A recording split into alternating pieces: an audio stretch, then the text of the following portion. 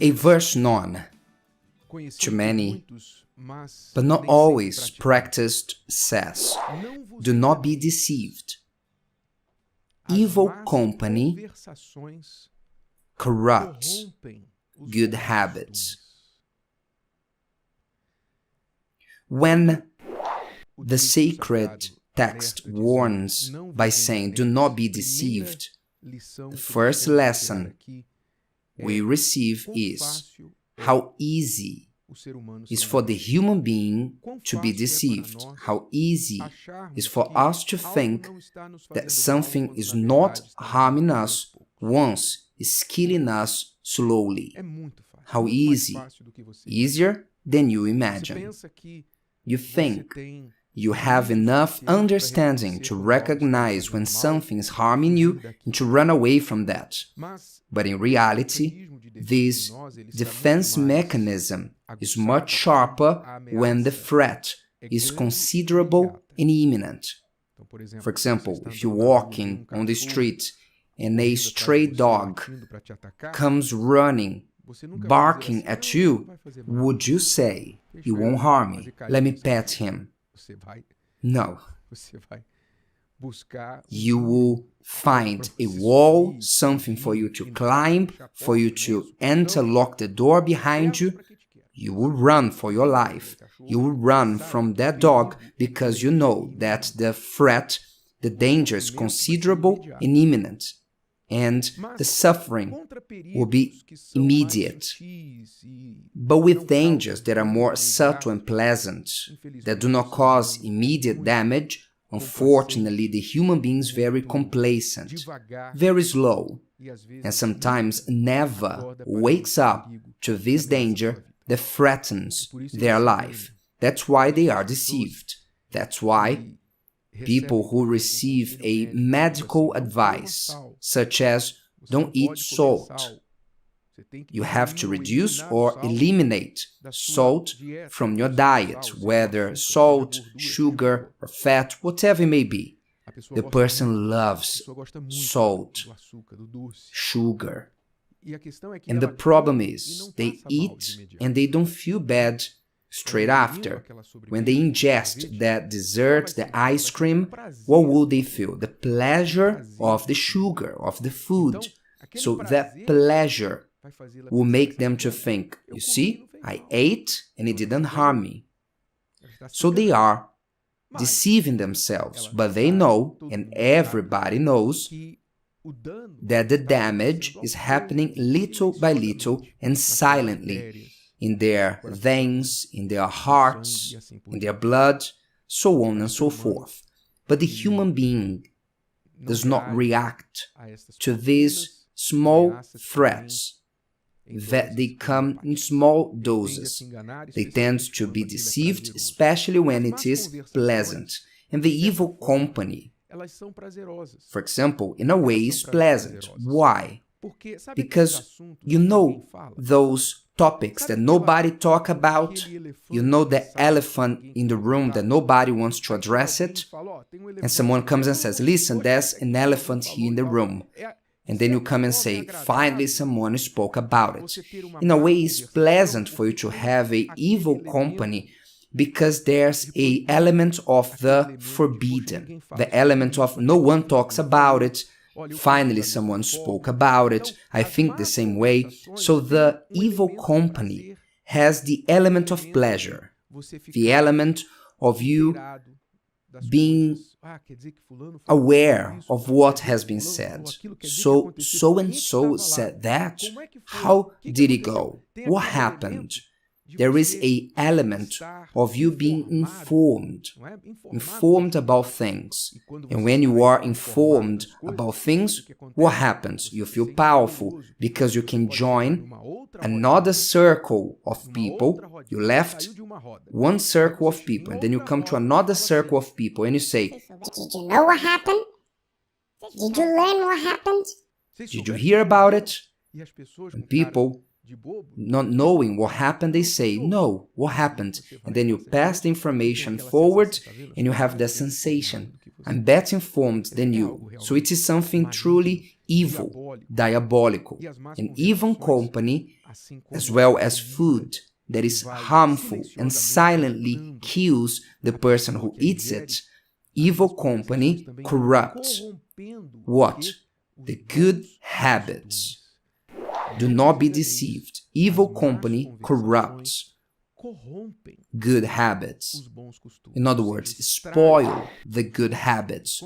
When you least realize the good habits of not speaking ill of others, of not gossiping, of not eavesdropping, of not judging what you don't know, when you don't know both sides of the story, the good habit of minding your business and not other people's lives, all these good habits are corrupted. And when you least realize, you have none of them. They are all corrupted.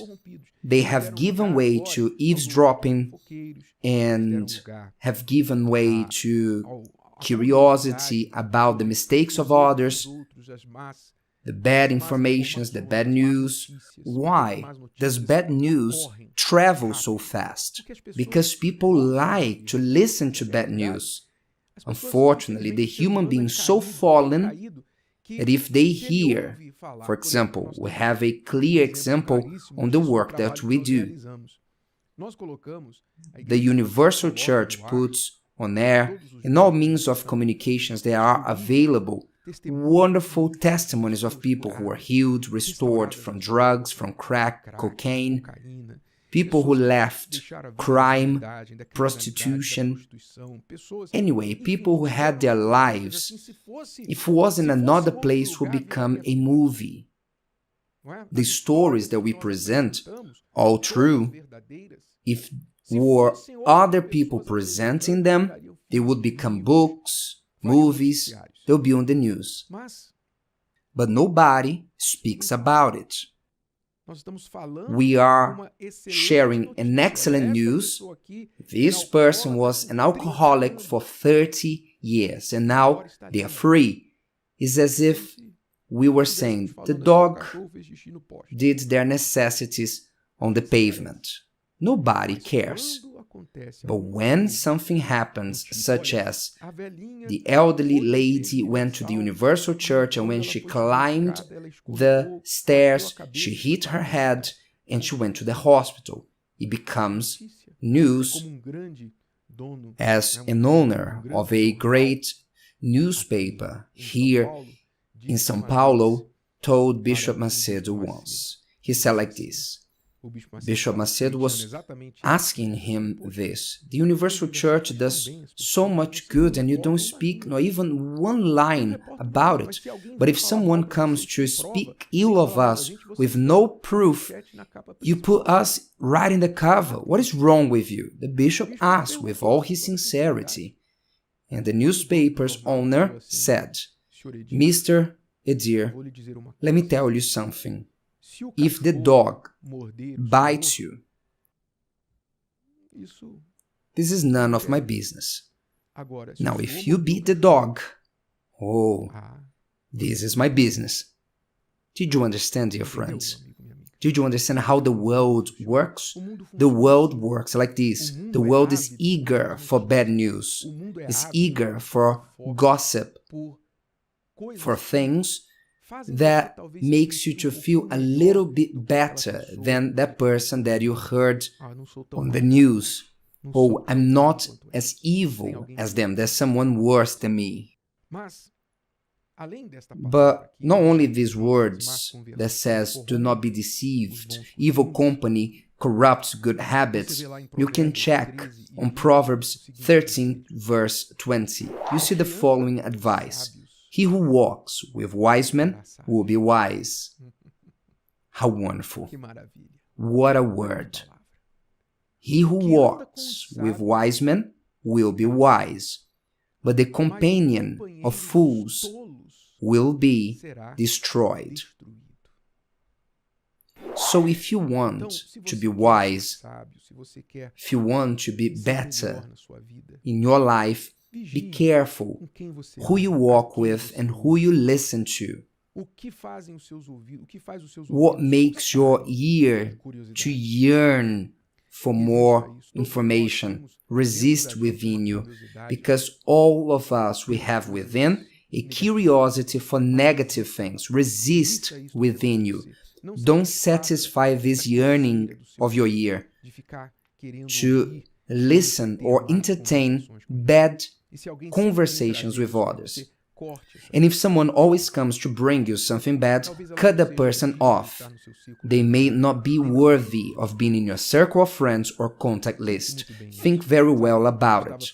I was thinking at the foot of the Sinai, when the episode with the golden calf, that the people made a commotion and pressured Aaron to make the golden calf, which will be their god. I was thinking, someone suggested this idea was not given collectively, all thinking all at once. No, someone gave an idea. Why don't we make a golden calf? Then someone else heard and said, yes, it's true. In Egypt, there was the calf. They believed in the calf, how strong they were. And spread until it arrived in Aaron, who did not have the strength to say no to those people, but simply surrender to that. And there are a lot of people like Aaron who are not strong enough to say, shut your mouth. How dare you bring this information to me? And as I say, as there's a phrase out there, the gossip dies when it hits a wise person's ears. So if you dared to say this to certain people, the gossip would die there and your good habits would not be corrupted. Who knows? If today's video helped you and you know someone that could benefit from it, share it with them, and if you haven't subscribed to the channel, you may do so now. See you later.